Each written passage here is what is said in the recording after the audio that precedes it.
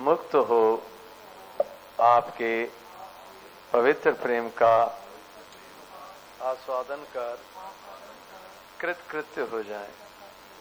हे नाथ, हे मेरे नाथ, मैं आपको भूलूं। मानवता के मूल सिद्धांत। पहला आत्मनिरीक्षण अर्थात प्रकाश में, प्राप्त विवेक के प्रकाश में अपने दोषों को देखना। दूसरा की हुई भूल को पुनः न दोहराने का व्रत लेकर सरल विश्वास पूर्वक प्रार्थना करना। तीसरा विचार का प्रयोग अपने पर और विश्वास का दूसरों पर अर्थात न्याय अपने पर और प्रेम तथा क्षमा अन्य पर। चौथा जितेंद्रियता सेवा भगवत चिंतन और सत्य की खोज द्वारा अपना निर्माण। पांचवा दूसरों के कर्तव्य को दूसरों की उदारता को अपना गुण, दूसरों की निर्बलता को अपना बल न मानना। छठा पारिवारिक तथा जातीय संबंध न होते हुए भी पारिवारिक भावना के अनुरूप ही पारस्परिक संबोधन तथा सद्भाव अर्थात कर्म की भिन्नता होने पर भी स्नेह की एकता। आठवां शारीरिक हित की दृष्टि से आहार विहार में संयम तथा दैनिक कार्य में स्वावलंबन। सातवां रह गया निकटवर्ती जन समाज की यथाशक्ति क्रियात्मक रूप से सेवा करना। नौवां शरीर श्रमी, मन संयमी, बुद्धि विवेकवती, हृदय अनुरागी तथा अहम को अभिमान शून्य करके अपने को सुंदर बनाना। दसवां सिक्के से वस्तु, वस्तु से व्यक्ति, व्यक्ति से विवेक तथा विवेक से सत्य को अधिक महत्व देना। 11वां व्यर्थ चिंतन त्याग तथा वर्तमान के सदुपयोग द्वारा भविष्य को उज्ज्वल बनाना। नारायण नारायण नारायण। कृष्णानंद जी महाराज जी की मेरे को भी एक बात याद आ रही थी। मैंने सुना है और शायद पढ़ा भी है कि उनको 8-9 बार हार्ट अटैक हुआ था। एक बार यहीं पे गीता भवन में ही सत्संग प्रवचन सुना रहे थे और बोलते बोलते उनको हार्ट अटैक आ गया। तो वहीं अब दर्द तो उसमें बहुत होता है, वहीं पाटे पे ही लेट के जिस पे बैठ के बोल रहे थे और फिर इतनी पीड़ा में भी कहा माइक को मेरे मुंह पे लगा और उसमें भी बोलते रहे। तो कैसे इन महापुरुषों की जब शरीर शांत होने लगा उनका, तो उस वक्त भी शारीरिक में कष्ट पीड़ा तो बहुत रहती है अंत में, लेकिन उसमें भी वो अनवरत बोलते ही रहे। स्वामी जी महाराज जी का भी आपने देखा होगा, अंतिम प्रवचन है, कई बार सुना होगा, ध्यान गया होगा, तो आप देखेंगे कितनी महाराज जी को शरीर में कष्ट पीड़ा है। प्रत्यक्ष मतलब जो मंगलाचरण बोले हैं वो तो इतनी वेदना से भरा पड़ा हुआ है, पूछो मत, लेकिन उसमें भी वो अनवरत बोलते रहे। तो मतलब अपने कर्तव्य के प्रति ये संत महापुरुष कितने जागरूक रहे। अगर स्वामी जी महाराज जी, सेठ जी, शरणानंद जी अगर अपने मतलब शरीर की अनुकूलता आदि की ओर दृष्टि रखते, और स्वामी जी महाराज ने देखो पूरे जीवन में 5 बजे वाली जो प्रार्थना है उसको कैसे ढंग से सींचा।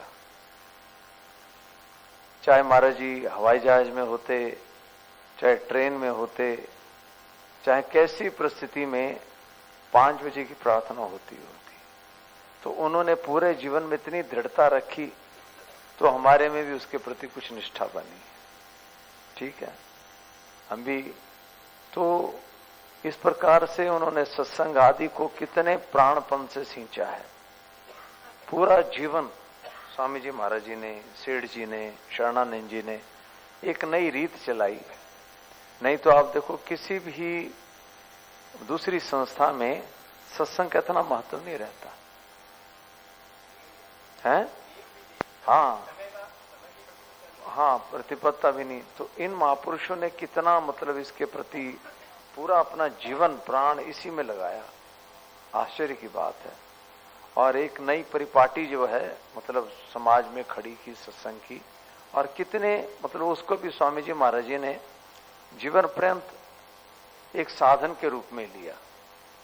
और स्वामी जी का मैंने देखा, आप बिल्कुल वृद्ध हो गए थे, और थोड़ा सा कभी मान लो वहां पे भी कई लोग मिलने वाले रहते थे, तो कई बार मिलने वालों की भी जिज्ञासाएं शंकाएं होती, परंतु फिर उस समय का बड़ा ख्याल रखते थे। तो थोड़ा सा 1 आधा मिनट भी लेट हो गए तो स्वामी जी महाराज जी व्हील चेयर पे आना पसंद नहीं करते थे। इतने अवस्था ऐसी थी, बिना सहारे के चल नहीं सकते थे, फिर भी व्हील चेयर पे आना महाराज जी को वहां से यहां तक अच्छा नहीं लगता था। कई बार बहुत ही हो जाता तो जबरदस्ती ले आते थे, परंतु फिर भी महाराज जी की भी ये साधन है, तो इसमें सब अपने सुख आराम का त्याग करके चलो। पकड़ के नहीं, महाराज जी को कौन पकड़े, महाराज जी पकड़ के लाते थे बाकियों को महाराज जी पकड़ के लाते थे, महाराज जी को कौन पकड़े हाँ, और थोड़ी सी महाराज जी कोई मतलब ये कर देते ना, जबरदस्ती खींच के लगाते थे। ओ जोरदार, वहां पे थे एक जगह पे, तो वो मतलब 5-6 सीढ़ियां थी, वो स्टेज बना था, तो महाराज जी ऐसे पकड़े हुए थे, और अब वो सीढ़ी भी छोटी थी, पीछे से नारायण जी ने उठा लिया, मारा खींच के मारे उनको मतलब महाराज जी को किसी प्रकार की किसी की जबरदस्ती पसंद नहीं थी। बिल्कुल मैंने देखा अंतिम समय तक स्वामी जी में मतलब पूरे शेर थे महाराज जी, कभी भी किसी परिस्थिति में दबते नहीं थे। ये तो महाराज जी को खूब कहते हैं, महाराज जी अब बोलना बंद करो ना, बोले मेरे को जीते जी मार क्यों रहे हो, नहीं तो बाकियों की बात चलती तो बंद करवा देते महाराज जी का परंतु स्वामी जी महाराज जी ने इस सत्संग की प्रणाली को कैसा मतलब सेठ जी ने, स्वामी जी इसको कैसे इसका पोषण किया है। तो एक बड़ी सुंदर, क्योंकि वर्तमान में कलयुग का समय है, तो ये महापुरुष जानते हैं कि लोगों की जो एक अपना दृढ़ निश्चय जो है, संकल्प जो है, ये कलयुग में कमजोर होता चला जाएगा। उनमें इतना आत्मबल नहीं रहेगा, इतनी दृढ़ इच्छा शक्ति नहीं रहेगी, तो ऐसी परिपाटी चलाओ ताकि ये चलता रहे। तो संघे शक्ति कलयुग है, तो कलयुग में समुदाय की शक्ति है। तो समुदाय में 100, 50, 200 लोग इकट्ठे हो जाते हैं, तो उसमें एक बल में हो जाता है। और आप देखते ही हम, अब जैसे कीर्तन भी चलता है, तो समुदाय है 5-7 हो तो कीर्तन का, अब अकेले हो जाएं तो कोई एक ऐसा होता है, कोई एक जो निभा ले, अन्यथा बाकी तो सब कोलैप्स हो जाते हैं। और दूसरी एक बड़ी बात यह है कि हमारे हाथ में ना कोई ठीक ढंग से साधन प्रणाली लगती भी नहीं है, ये एक बड़ी विडंबना है। मतलब साधन प्रणाली ऐसी होनी चाहिए जो हमें वर्तमान में ही शक्ति सामर्थ्य दे।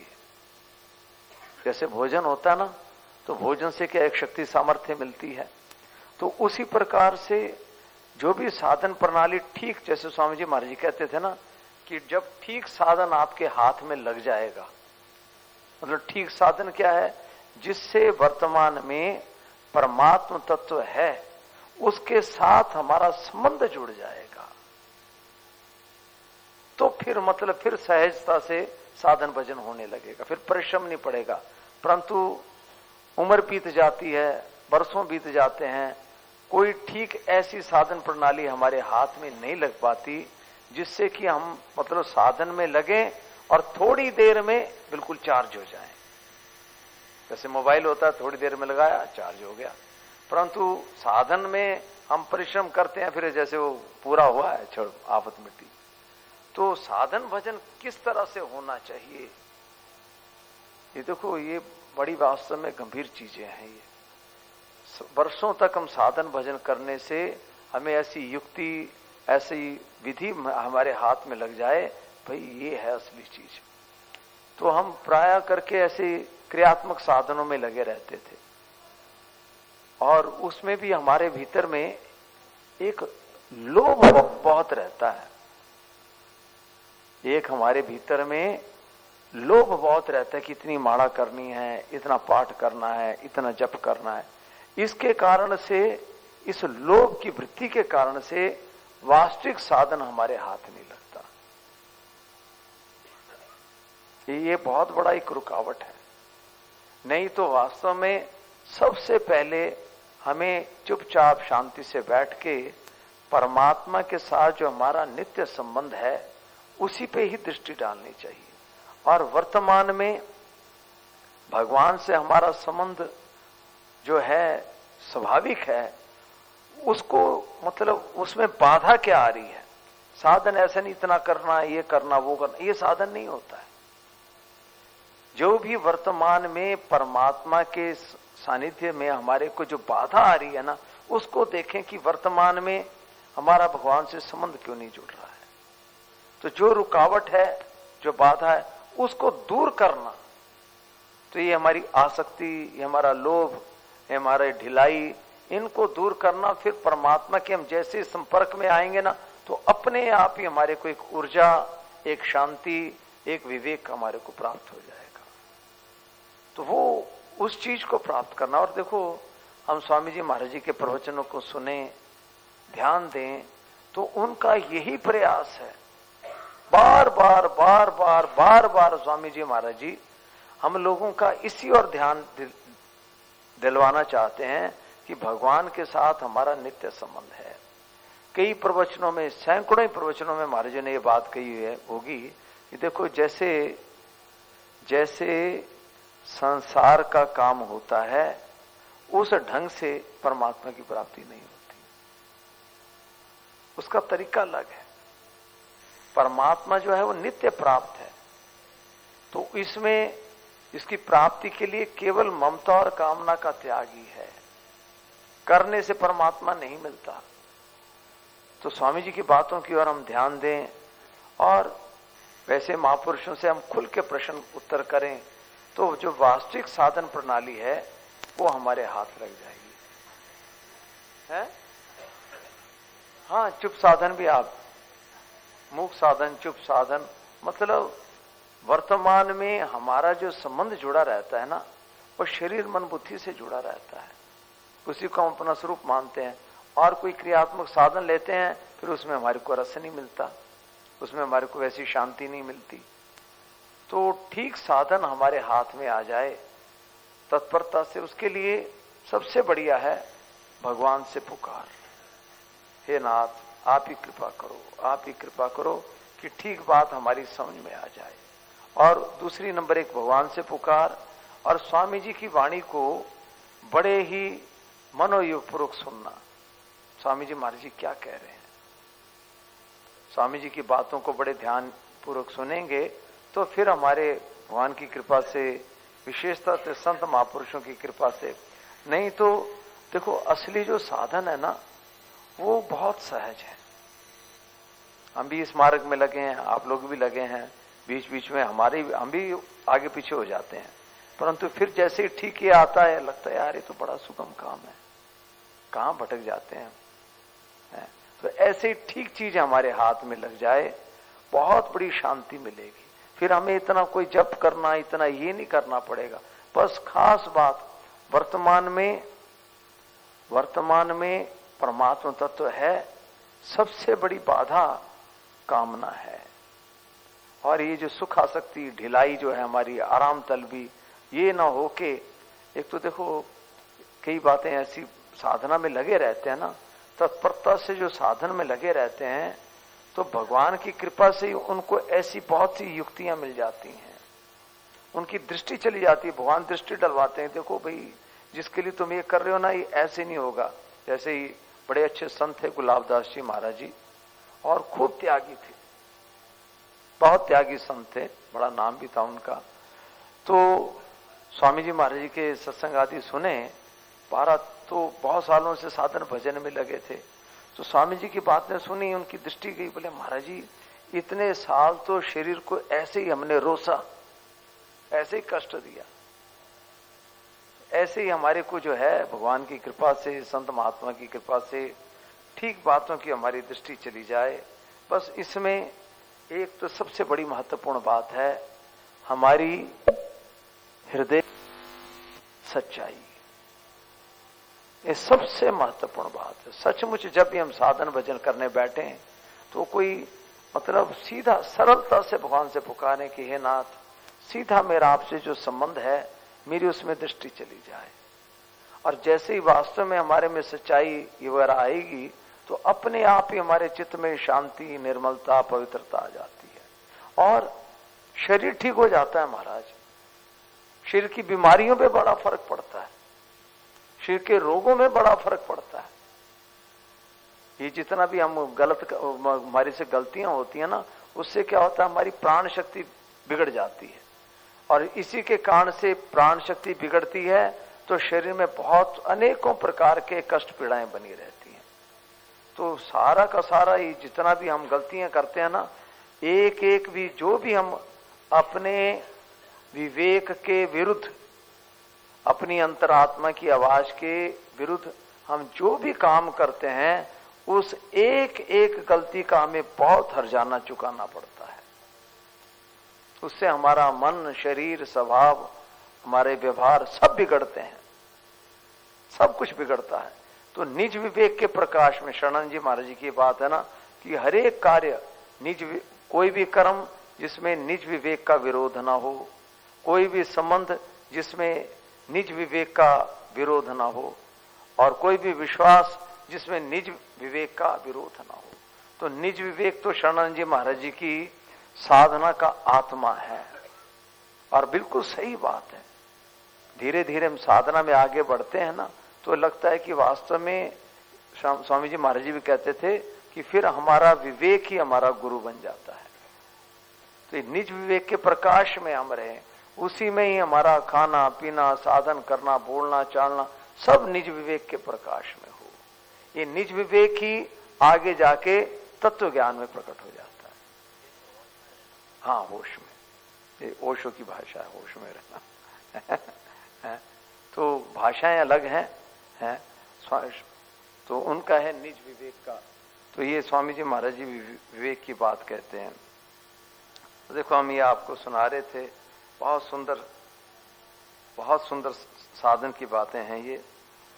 भाई लॉरेंस ने कहा, भगवत विश्वास के प्रति मेरी जो महत्ता की भावना एवं आदर बुद्धि है, वही मेरे आध्यात्मिक जीवन का मूल आधार है। भगवत विश्वास के प्रति मेरी जो महत्ता है कि हर एक श्वास में हमारा भगवान पे विश्वास बना रहे, इस तथ्य को एक बार हृदयंगम कर लेने पर मुझे केवल इसी बात का सदा ध्यान रहा है कि मेरे सब काम भगवत प्रीत्यर्थ हों, और इसके अलावा विचारों का मेरे मन में कोई भी स्थान ना रहे। पूरा जीवन देखो केवल एक उद्देश्य को लेके, सेठ जी, स्वामी जी महाराज जी जो थे ना, पूरा उनके जीवन में आप देखें तो एक निश्चय के ऊपर ही पूरा जीवन व्यतीत किया उन्होंने। प्रथम, जब कभी कुछ क्षणों के लिए मेरा भगवत चिंतन छूट जाता तो सावधान होने पर मुझे इसके लिए विशेष घबराहट ना होती।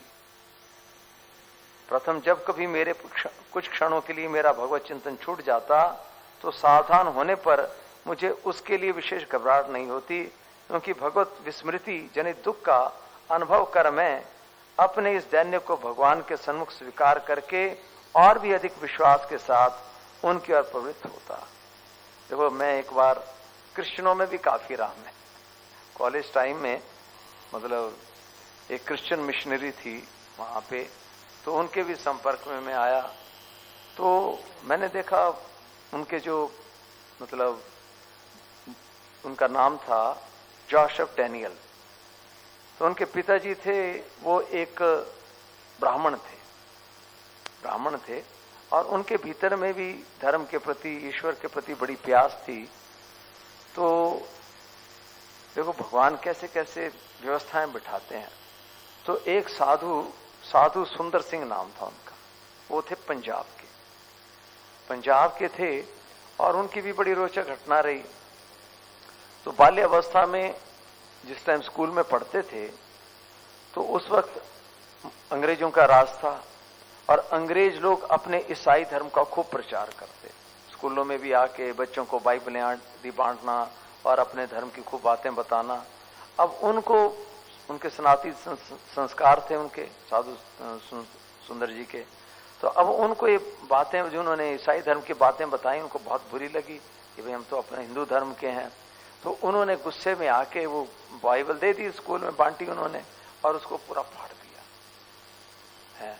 लेकिन बाद में कोई उनका क्या पीछे का प्रारब्ध रहा होगा, बड़ी बेचैनी हुई, इतनी बेचैनी हुई और पूरी रात मतलब बड़े बेचैन रहे। और बाल्यावस्था ही थी, 9वीं 10वीं में पढ़ते होंगे शायद। तो उस टाइम उनके घर के पीछे से ट्रेन का रास्ता बना था और ट्रेन मतलब चलना शुरू हो गई थी। तो इतनी छटपटाहट हुई उनके मन में, तो उन्होंने निर्णय कर लिया कि सवेरे 4 बजे उनके घर के पीछे से ट्रेन के जो पटड़ी थी, जो ट्रेन जाती थी, कि 4 बजे तक मेरे को अगर ठीक जो वास्तविक सत्य उसकी कोई अनुभूति नहीं हुई तो मैं ट्रेन में कट के मर जाऊंगा। पूरी रात बड़े खूब प्रार्थना करते रहे, रोते रहे और इतनी छटपटाहट हुई। और फिर जब कुछ नहीं हुआ तो वहां पे जाके ट्रेन की पटड़ी पे जाके सो गए और महाराज वहीं पे उनको ईसा मसीह के दर्शन हुए। अब कोई उनका पीछे का संस्कार रहा होगा पिछले जन्म का, और ईसा मसीह ने कहा उनसे कि तू मेरे को क्यों दुख दे रहा है? और उसके बाद उनके जीवन की धारा ही बदल गई और फिर वो ईसाई हो गए वो, और उसके बाद फिर साधु भी बन गए और पूरे भारत में इधर उधर घूम के नेपाल, तिब्बत आदि में कई जगह उन्होंने ईसाई मतलब ईसा मसीह का प्रचार किया। तो वही महानुभाव एक बार वहां पहुंच गए थे मद्रास में। तो ये सज्जन जो थे ब्राह्मण वहां के तमिलनाडु के, ये उनसे मिले और जब साधु जो हैं ये तो अब ईसा मसीह का उनको दर्शन हो गया था, फिर उसके बाद वो बिल्कुल मतलब ईसा मसीह के पूरे शरणापन हो गए। तो इनसे जब वार्तालापें हुई और किसी के भीतर में भगवत विश्वास, भगवत संबंध एक जागृत होता है ना, तो उसमें फिर जिस किसी में प्यास होती है तो उसको तो झट रास्ता मिल जाता है। तो फिर उनके संपर्क में आए तो फिर उन्होंने भी ईसा मसीह का ये शुरू कर दिया। तो वो संस्था मतलब आज से कोई मतलब 70-80 साल पहले शुरू हुई थी। अब उन्होंने लाखों लोगों को ईसाई बना दिया। अब जो थे साधु सुंदर सिंह, उनके मन में तो कोई हिंदू धर्म के प्रति ऐसी कोई नफरत नहीं रही होगी, पर इन लोगों के प्रति मैंने देखा इनमें भी प्रेम तो है ईसा मसीह के प्रति है, क्योंकि उनका वो तो चले गए, उनका तो शिर शांत हो गया। जो मतलब जो ब्राह्मण जो थे, तो उन्होंने फिर उसके बाद अपना नाम भी डैनियल रख लिया और उसके बाद बहुत से लोगों को उनका कन्वर्ट किया। तो उनके बेटे जो हैं उनका नाम है जोसेफ डैनियल। तो उन्हीं के संपर्क में आया था, तो उनके मैंने कई प्रवचन वगैरह सुने उस वक्त वहां पे। तो मैंने देखा कि उनके हृदय में ईसा मसीह के प्रति बड़ा अनुराग था। तो एक बात उन्होंने कई साल पहले कि मैं मतलब एक रात मेरे को मतलब किस कारण से मैं ईसा मसीह की उस प्रेजेंस का अनुभव नहीं कर रहा था, तो वो रात मेरे लिए इतनी वेदनामय रही। तो मैंने देखा कि कितना वो ईसा मसीह का निकट सानिध्य अनुभव करते थे हर वक्त। तो ये उनके भीतर में दूसरी कुछ धारणाएं अलग थी, हिंदुओं को मुसलमान क्रिश्चियन वगैरह बनाना, वो उनकी कमी थी, क्योंकि उसमें अब इतनी व्यापकता नहीं है। परंतु उनकी जो प्रार्थनाएं होती थी वो प्रार्थना इतने हृदय से करते थे कि उसका हमारे हृदय पे भी असर पड़ता था। तो इस प्रकार से ये जो मार्ग है ना, ये बिल्कुल सच्चाई का मार्ग है। हमारा अडिग भगवत विश्वास भगवान के पूजन की सर्वोत्तम सामग्री है और इसी की अनुकंपा से हम पर उनकी महती कृपा बरसती है।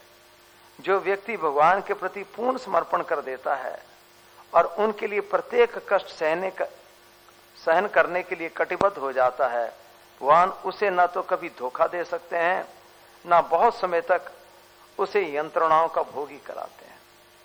तो पूर्ण रूपेण देखो, हमें तो इतनी बातें मिली हुई है ना स्वामी जी से, जो इनको पता ही नहीं है। इनके भीतर में लगन अच्छी है पर इतनी स्पष्टता नहीं है।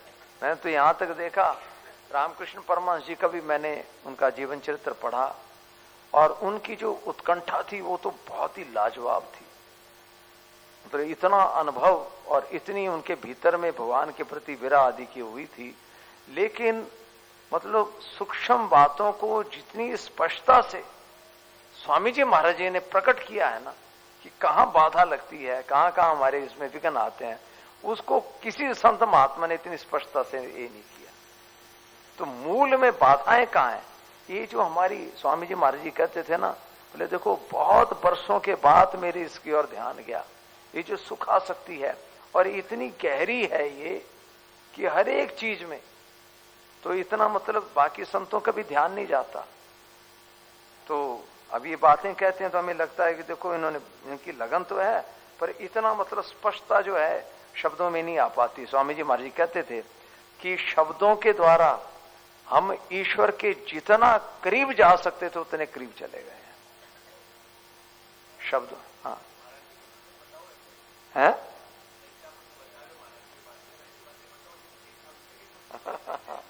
हाँ, देखो हाँ, बहुत बढ़िया बात है।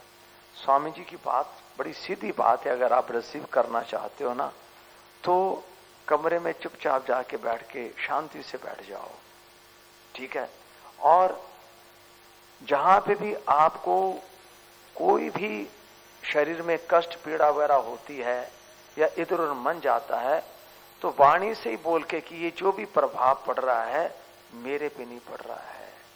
ये शरीर मन जो समय हम जप आदि में लगाते हैं, जो समय हम जप आदि में लगाते हैं ना, उसको जप आदि में ना लगा के सीधा जो हमारा भगवान से भगवत संबंध है, जो हम क्या उस पे सीधी दृष्टि चली जाए हमारी, तो आपको थोड़ी देर में आप बिल्कुल फ्रेश हो जाओगे। सीधी इनमें भी जैसे इन्होंने कहा ना कि मैं भगवान से वार्तालाप करता रहता था, तो वार्तालाप के साथ साथ जैसे शरण जी का मैंने बताया कि निज विवेक, तो अपने निज विवेक के प्रकाश में जो कुछ भी घटनाक्रम होता है ना, तो उसको आप बिल्कुल शांति से ऑब्जर्व करें। और हर एक परिस्थिति में वर्तमान में, चाहे कोई चिंतन चल रहा हो, चाहे शरीर में कोई कष्ट पीड़ा हो, या कोई बाहर के कोई उथल पुथल हो, सब में बड़े इससे आप ये देखें कि हर एक परिस्थिति से मैं अलग हूं। तो स्वामी जी महाराज जी कहे ना, कोई कामना आई तो देखें उसको स्पष्ट रूप से। और वाणी देखो, वाणी जो है ना, ये भगवान तक पहुंचाने का एक बहुत बढ़िया साधन है। इसका हमें ठीक ढंग से उपयोग करने आ जाए। जैसे हम राम राम राम राम राम राम करते हैं, तो ये भी एक तरीका है, पर इसमें देर लग जाएगी। और ऐसे ही आप जैसे हम कोई ऐसा विवेचन सुनते हैं, तो उसमें क्या सीधी दृष्टि हमारी सत्य की ओर जाती है। तो ऐसे ही बैठ के वर्तमान में अपने आप को ऑब्जर्व करो और वाणी से बोलना शुरू करो। इससे चेतना का स्तर बहुत जल्दी उठ जाता है। जो चीज आपको नाम जप आदि से घंटों लग जाएंगे, उसको आप इस तरह से करो कुछ मिनटों में ही आप लगे और आप चुप हो शांत हो जाओ। पुस्तक पढ़ने से भी हमारे होता है, हमारे भीतर में उनको साधना करते हैं ना, एक लोभ बना रहता है, इतना कर लें ऐसा हो जाए। ये नहीं, गीता का आप इसमें देखें ना, तो भगवान ने बहुत आसक्ति के त्याग पे जोर दिया हुआ है। पर हमारे ऐसी होती है कि ये करने ऐसा कर ले वो कर ले। ये जो लोभ जो है ना, ये लोभ नहीं चाहिए। वर्तमान में जिस जीवन की सुख की तलाश है वो अभी वर्तमान में है।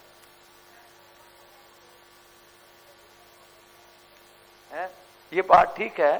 देखो कम से कम पता क्या है, हाँ उसमें सब समय आप पहले एक बार उसमें आ जाओ, भगवान का जो बिल्कुल निकटतम सानिध्य है, उसको वर्तमान में अनुभव करना शुरू करो। फिर जो उसी में स्थित रहते हुए अपने जो आवश्यक काम है ना, जैसे योगस्थ कुरु कर्माणि, तो दूसरे काम भी है ना, उसमें भी इसी प्रकार से, जैसे आप कपड़े धो रहे हैं तो उसमें भी वाणी से बोलते हैं, नाथ मैं आपको भूलू नहीं, ये शरीर भी आपका दिया हुआ है, जो भी काम कर रहे हैं आपका काम कर रहे हैं। झाड़ू लगा रहे हैं उसमें भी बोलते रहो। ऐसे ही आपका जो भगवान के साथ जो सानिध्य है, संबंध है, उसको हर एक परिस्थिति में आप जागृत रखो, तो आपकी अपनी साधना में बड़ी सरसता आ जाएगी और व्यर्थ चिंतन नहीं होगा।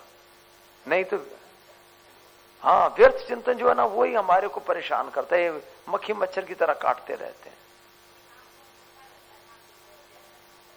हाँ, तो देखो नाम जब से भी देखो, एक स्वामी जी महाराज जी की बात बताऊं आपको, तो मैंने बात कही थी एक दिन, सेठ जी ने जो बातें कही है ना, स्वामी जी ने हर एक विषय में उससे आगे की बात कही है,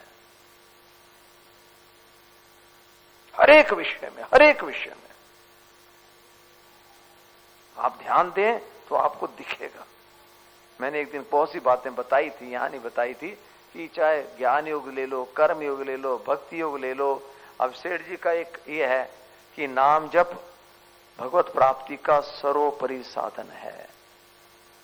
पुस्तक भी आती है, सेठ जी का लेख भी है कि नाम जप भगवत प्राप्ति का सर्वोपरि साधन है। स्वामी जी महाराज ने इसी के आगे बात कही, यद्यपि नाम जप भगवत प्राप्ति का सर्वोपरि साधन है, परंतु भगवान से की कोई प्रार्थना उससे भी तेज है, उससे भी तेज है। तो ये प्रार्थना से ना बहुत जल्दी भगवान है। देखो भगवान है और हम इस मार्ग में लगे, हमें पता ही नहीं लगे भगवान का, तो फिर हमारी साधना तो निर्जीव ही हुई। हमें पता लगना चाहिए ना कि हाँ वाकई कोई है, शक्ति है, जो हम कुछ भी कह रहे हैं, सुख दुख पा रहे हैं, उसके पता लगता है। तो हमारा भगवान से संबंध जुड़े, तो वो क्या चाहते हैं हमारे को पता तो लगना चाहिए। एक मोबाइल में भी पैसे डालते हैं आप, और पीछे से फिर कोई मैसेज आता है, और जब तक मैसेज नहीं आया ना, तब तक आपको लगता है यार वो मैसेज नहीं आया, मैसेज आ गया, आप हाँ भाई ठीक है, हो गया आगे। तो ऐसे ही हम भगवान के मार्ग में चले हैं, तो हमारे को भगवान की इच्छा का, भगवान के स्वभाव का पता लगना चाहिए, तभी तो हमारे इस संबंध में फिर एक आगे हमारी बढ़ोतरी होगी, हमारा विश्वास जो है ये मजबूत होगा। मैंने सभी अवसरों पर तात्कालिक सहायता के रूप में भगवत कृपा का इतनी बार अनुभव किया कि फिर किसी कर्म को करने के पूर्व मुझे उसका ख्याल ही नहीं रहता। मतलब इतना ये हो गया कि कोई भी कर्म करने के बाद फिर उसकी कोई याद ही नहीं रहती, क्योंकि जो भी कर्म बिल्कुल ठीक ढंग से भगवत प्रीत्यर्थ होते हैं ना, तो फिर उनकी चिंता नहीं होती। अब जैसे हम लोग हैं, हमें घर परिवार की याद आती है, रुपए पैसे की याद आती है, जमीन जायदाद की याद आती है। ये देखो, ये अगर हमें घर परिवार में रहना ठीक ढंग से आ गया होता ना, तो हमें उनकी आज याद नहीं आती। रुपए पैसे, बैंक बैलेंस की याद नहीं आनी चाहिए। जिनसे संबंध जुड़ा हुआ है, ये हमारे लिए बाधा की चीजें हैं। ना तो बेटे पोतों की याद आनी चाहिए, किसी की नहीं। वर्तमान में परमात्मा के साथ इतना हमारे उसमें रस मिलना चाहिए कि बाकी संसार बिल्कुल निर्जीव हो जाए।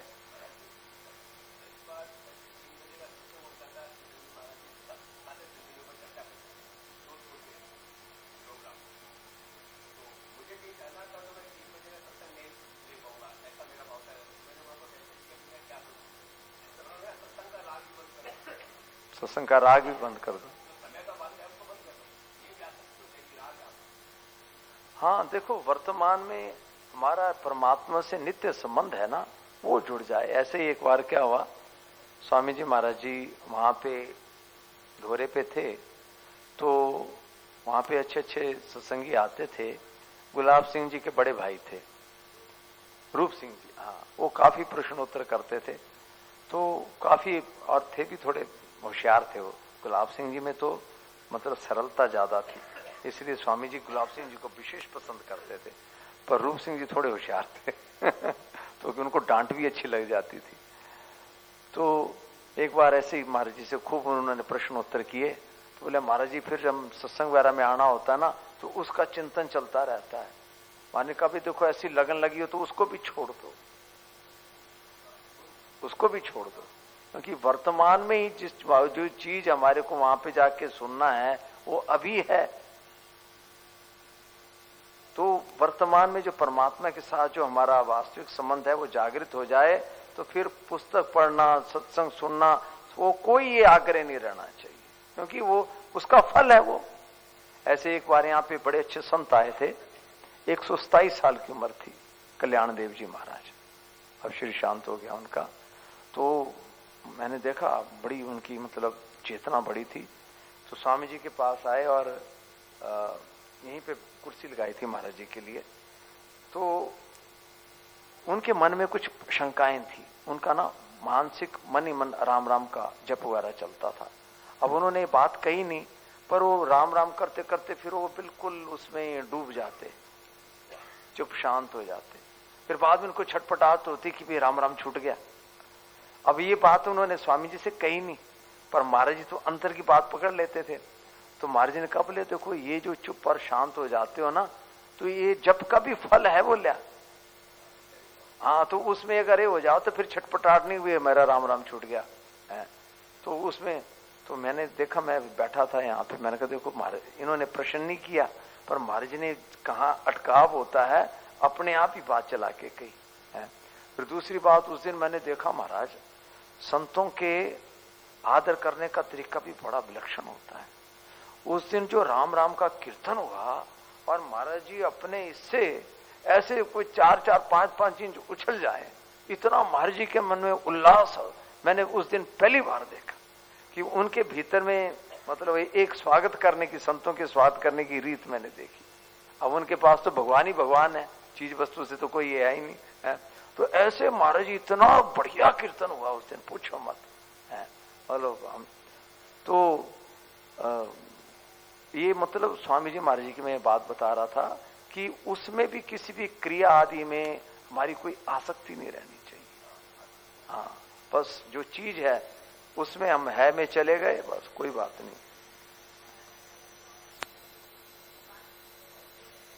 हाँ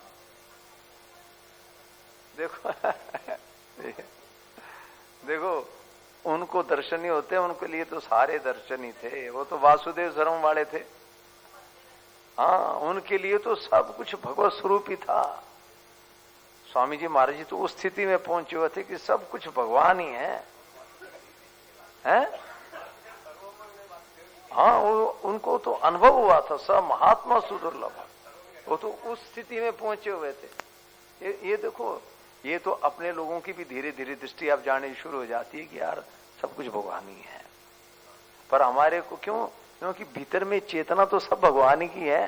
ये गलती का है कि हम राग द्वेष के वशीभूत होकर कुछ गलत पकड़ लेते हैं, कुछ ना कुछ हमने गलत, बाकी नहीं तो है तो भीतर में सब वही चेतना काम कर रही है। हमारी पकड़ में गलत ही है, बाकी चीज तो वही है।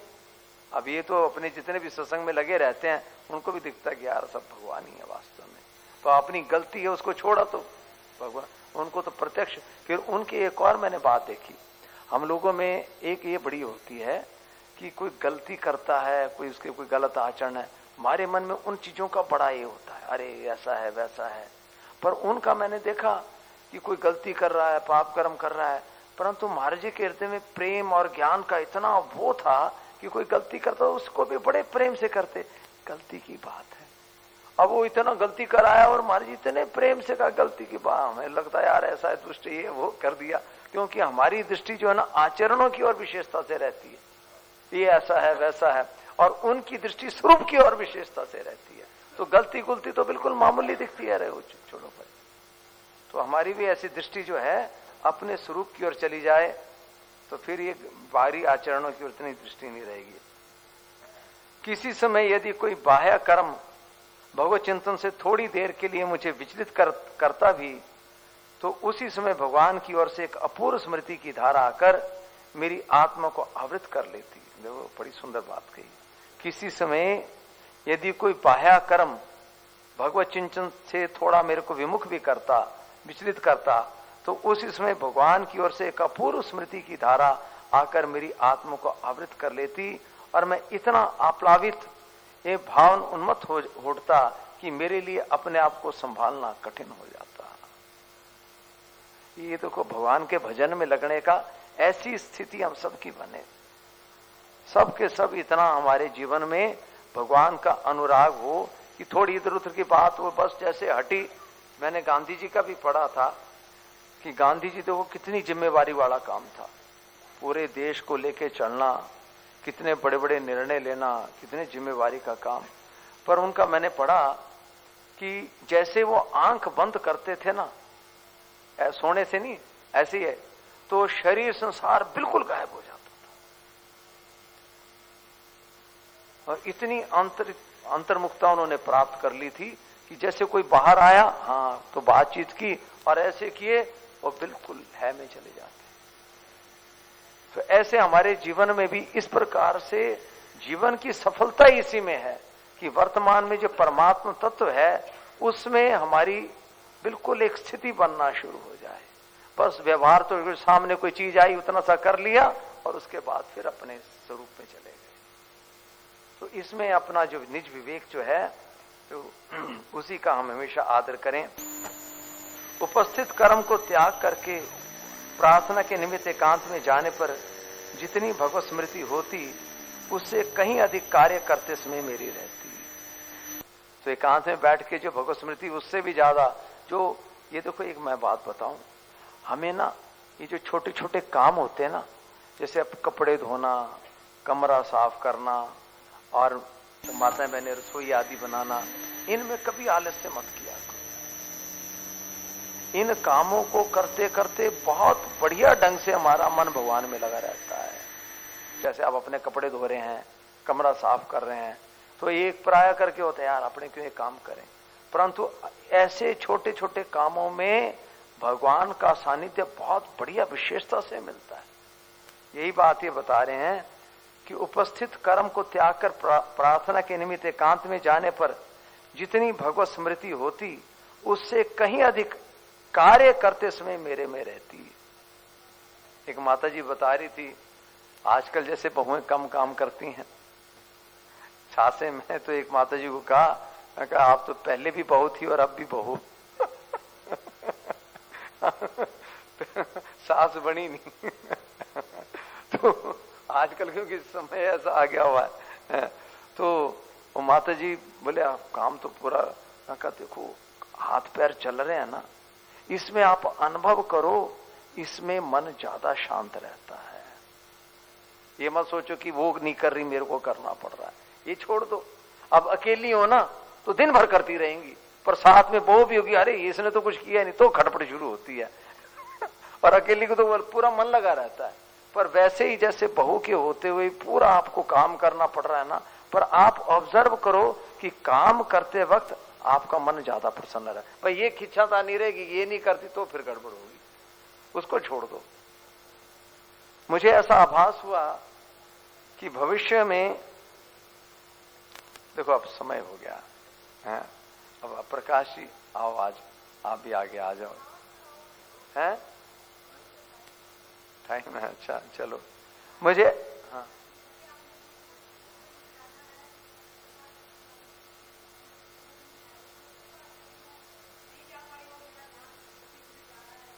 नहीं, मेरा कहने का भाव अलग है कि यदि मान लो कमरे में भी आपकी ऐसी गाढ़ स्थिति बनी हुई है ना और फिर उसमें सत्संग का टाइम हो रहा है पर मन उसमें डूबा हुआ है, तो फिर बेशक सत्संग को गौण कर दो। हाँ वही कह रहा हूं मैं। अगर नहीं ऐसा होता है ना, एक तो ऐसी होती कि मैं सत्संग में पहुंचू वो भी बहुत अच्छी बात है, पर ऐसा ही आप जैसे अब सत्संग में बैठ के आप अपने साधन भजन में बैठे हैं और मन बिल्कुल तल्लीन हो गया हुआ है और फिर देखे कि अभी सत्संग का हो रहा है, तो फिर सत्संग में जाने को भी गौण कर दो बेशक। अगर आपका मन उसमें डूबा हुआ है और अगर ऐसे प्रमाद में समय जा रहा तो फिर तो समय पे पहुंचो। ये हर एक का अलग स्तर रहता है। अब किसी को तो सत्संग में आके चैन मिलती है और कईयों को उसी में बिल्कुल डूब जाते हैं, तो वो फिर उसके लिए फिर वो तो सत्संग ही हो रहा है वो, और क्या हो रहा है वो तो सह स्थिति होगी। हाँ तो ऐसी अगर आपकी स्थिति बन गई हुई है, उसके लिए है कि अब उसी में डूबा रहे और अगर नहीं बनी हुई है कि बार बार ये सोच, तो उसके लिए फिर सबके लिए अपने अपने कर्तव्य का निर्णय खुद ही करना पड़ता है। उपस्थित कर मुझे ऐसा आभास हुआ कि भविष्य में किसी भारी मानसिक अथवा शारीरिक यंत्रणा का मुझे भोग करना होगा। देखो कितनी सुंदर बात। मुझे ऐसा आभास हुआ कि भविष्य में किसी भारी मानसिक अथवा शारीरिक यंत्रणा का मुझे भोग करना होगा। जिस भगवत सानिध्य के भाव का मैंने चिरकाल सुख भोग किया है, उसका लुप्त हो जाना ही मेरे लिए सबसे भारी विपत्ति हो सकती थी। परंतु भगवान के दयारूप विरत ने मुझे आश्वासन प्रदान किया कि भगवान मुझे कदापि नहीं छोड़ेंगे और जो भी दुख रूप विधान मेरे लिए रचेंगे उसको सहन करने की शक्ति से भी वे दयालु मुझे अवश्य अनुग्रहित करेंगे। उसका फल ये हुआ कि मैं सर्वथा निर्भय हो गया और अपनी किसी भी परिस्थिति के लिए संबंध में अन्य किसी व्यक्ति से परामर्श लेने की किसी समय भी मुझे आवश्यकता नहीं। ऐसे शरणानंद जी महाराज जी कि जब गुरु जी का शरीर शांत होने लगा तो उनके मन में बड़ी छटपटाहट हुई कि मेरे को अब कोई बात पूछनी हो तो मैं किससे पूछूंगा, और गुरु जी तो जा रहे हैं। तो शरणानंद जी महाराज जी के गुरु जी जो थे वो उनके बात को समझ गए, भीतर में क्या चल रहा है इनके। तो बोले वो जो है ना उनसे कोई गुरु भाई थे या उनके मतलब उनसे बात कर लेना। तो फिर मुझे संतोष हुआ। फिर ऐसे बैठे थे और अपना उनका वो भगवान में डूबे हुए थे, तो मन में आया कि मैं उनसे पूछूं तो क्या भगवान मेरे में नहीं है क्या। फिर उसके बाद मेरा समाधान हुआ, अब किसी से नहीं कोई पूछना, जो कुछ है उत्तर मेरे को अपने आप में मिल जाते हैं। तो ऐसे ही हमारा भगवान का ये सानिध्य जितना मतलब घनिष्ठ होता जाएगा तो अपने आप ही हमारे को अपने कर्तव्य का निर्णय जो है स्वतः स्वाभाविक अपने आप होता चला जाएगा। भूल से किसी भी परामर्श लेने को मैंने जो कभी चेष्टा भी की तो उससे मुझे सदैव परेशानी ही उठानी पड़ी। कारण क्या है? क्योंकि जिससे आप परामर्श लेंगे अगर उसकी स्थिति बढ़िया नहीं है तो फिर वो हल्की सलाह देगा। अब स्वामी जी जैसे महापुरुष जो परमात्मा में डूबे हुए हैं वो तो आपको ऊंचे उठाएंगे और बाकी तो और नीचे खींचेंगे। भगवत प्रेम की वेदी पर मैं अपने जीवन को बलिदान करने के लिए सदैव प्रस्तुत रहा हूं। ये देखो, ये सबसे बड़ी बात है। भगवत प्रेम की वेदी पर मैं अपने जीवन को बलिदान करने के लिए सदैव प्रस्तुत रहा हूं। यही कारण है कि किसी प्रकार के भावी अनिष्ट का भय मुझे कभी अस्थिर नहीं कर सका। पूर्ण समर्पण ही भगवत धाम की प्राप्ति का एक अचूक साधन है। इसमें हमारे आचरण के लिए पर्याप्त प्रकाश सदैव सुलभ रहता है। तो ये देखो, पूज्य सेठ जी ने भी एक लेख है उनका, त्याग से भगवत प्राप्ति। तो ये जितना भी हमारे भीतर में भगवान का जो संबंध है, उसकी जो प्रगाढ़ता है, उसका प्रेम है, विश्वास है, ये सारा का सारा त्याग पे टिका हुआ है। जैसे कोई दीपक वगैरह है ना, जब तक उसमें घी डालते रहो तब तो ये जलता रहेगा। ऐसे ही वर्तमान में अब हम त्याग करते चले जाएं। अब जैसे हमारे एक कमरे में ही है एक साधक हैं बड़े अच्छे, वो दूसरे तीसरे दिन ही कुछ खाते हैं, खाते भी नहीं है, पर शाम को कुछ दूध ले लिया और कुछ ले लिया तो ले लिया, बाकी सारा 18-20 घंटे उसमें डूबे रहते हैं।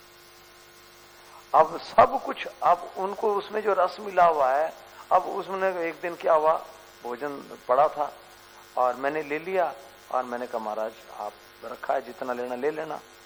अब उन्होंने देखा वेस्ट जाएगा तो 1-2 रोटी शायद ज्यादा खा ली, 1-2 दिन से पता नहीं खाया नहीं था। और फिर इतना उनके मन में यह व्याकुलता हुई, 2 दिन निर्जला की कि आज मैं ज्यादा खा लिया, 2 दिन कुछ नहीं खाऊं, पानी तक नहीं पिया।